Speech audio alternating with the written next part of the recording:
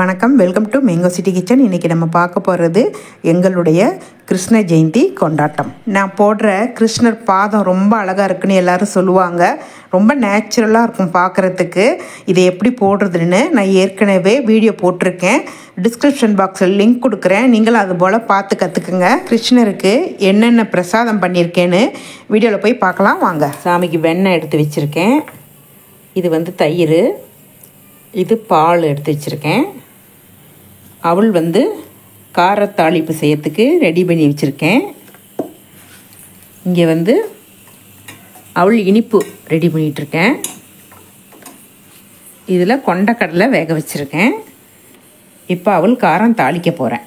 எல்லாமே ரெடி பண்ணிட்டேன். சாமிக்கு என்னென்ன செஞ்சுருக்கேன்னு நான் உங்களுக்கு காமிக்கிறேன். பொரி, பொட்டுக்கடலை, நிலக்கடலை, கொஞ்சம் நாட்டு சக்கரை போட்டு வச்சுருக்கேன். இது அவள் எலுமிச்சம்பழம் போட்டு காரத்தாளிப்பு. இது இனிப்பு, பால் போட்டு இனிப்பு. கொண்டக்கடலை தாளித்து வச்சுருக்கேன். தயிர், பால், நெய். இது நான் வீட்டிலையே ஆடையிலேருந்து எடுத்து வெண்ணெய் எடுத்ததுங்க. இது காலையில் தான் நான் எடுத்தேன். இது இனிப்பு சீடை, காரச்சீடை, தட்டை. இது கிருஷ்ண ஜெயந்தி மருந்து. இது அவசியமாக சாமி கும்பிட்டுட்டு இதெல்லாம் சாப்பிட்டுட்டு நம்ம லாஸ்ட்டாக இது சாப்பிடணும். எங்கள் வீட்டில் எங்கள் அம்மா வீட்டில் கொடுப்பாங்க. இது ஒன்றும் இல்லைங்க. இது ரொம்ப சிம்பிள் தான். 3/4 ஸ்பூன் பெருங்காயத்தூள் எடுத்து தாளிக்கிற கரண்டி இருக்கு இல்லைங்களா, அதில் எண்ணெய் ஊற்றாமல் நம்ம ஃப்ரை பண்ணிக்கணும். ஃப்ரை பண்ணிவிட்டு 2 ஸ்பூன் நாட்டு சக்கரை இல்லாட்டி உருண்டை வெல்லம் எதுவாக இருந்தாலும் போட்டு கலந்து வச்சுக்கணும். இது அவசியமாக கொடுப்பாங்க. நமக்கு அதெல்லாம் சாப்பிட்டுட்டு செரிமானம் ஆகுமா, அதனால் இது கொடுப்பாங்க. இது உங்களுக்கு நான் விளக்கு அலங்காரம் பண்ணியிருக்கேன். அதை காமிக்கிறேன் உங்களுக்கு எப்படின்னு. இங்கே பாருங்கள், டபுள் டேப் வச்சுக்கோங்க. இது எவ்வளோ அளவு வேணுமோ அதை கொஞ்சம் கட் பண்ணிக்கணும்.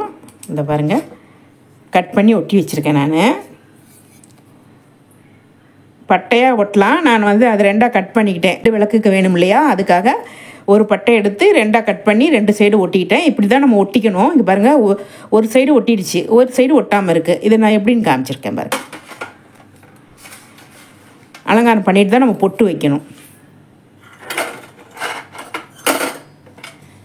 இதை பாருங்கள், இங்கே பாருங்கள், ரொம்ப எளிமையாக செஞ்சிடலாம். இந்த ஜாதிப்பூ உதிரி வாங்கியிருக்கேன். இதுக்கு முதல்ல அலங்காரம் பண்ணிவிட்டு அப்புறமே கட்டலாம் சாமிக்குன்னு ரெடி பண்ணி வச்சுருக்கேன். இங்கே பாருங்கள், இந்த டேப்பை அப்படியே நம்ம உரிச்சு விட்டுட்டு மேலே இருக்கிறத அப்படியே ஒட்ட வேண்டியது தான். பிள்ளைகள்கிட்ட கொடுத்தா கூட ஒட்டிடுவாங்க ஆசையாக. அங்கே பாருங்கள், மலர்ந்தோன்னே அவ்வளோ ஒரு அழகாக இருக்கும். ஒரு கையில் எடுக்கிறேன்னா சிரமமாக இருக்குது. எந்த பூ வேணால் நம்ம ஒட்டி விடலாம், அழகாக இருக்கும். அதே போல் இந்த வாராகி அம்மன் விளக்கு கிஃப்டாக வந்துச்சு. நான் எல்லோரும் சாமி கும்பிட்றாங்களேன்னு நினச்சிக்கிட்டே இருந்தேன். ஒருத்தவங்க வாங்கலாங்கிறாங்க, வைக்க வேணாம், வாங்கக்கூடாதுன்னுலாம் சொன்னாங்க. அப்புறம் பார்த்தீங்கன்னா அது கிஃப்டாகவே எனக்கு வந்துச்சு. ரொம்ப சந்தோஷமாக போச்சு. வாராகி அம்மன் விளக்கு இதை உங்களுக்கு சொல்லணுன்னு தான் இதை காமிக்கிறேன். எல்லாம் ரெடி பண்ணிட்டேன். சாமி கும்பிட்டுட்டு நான் காமிக்கிறேன் எல்லாத்தையுமே. இன்னும் பூ கட்டுற வேலை மட்டும் கொஞ்சம் இருக்குது.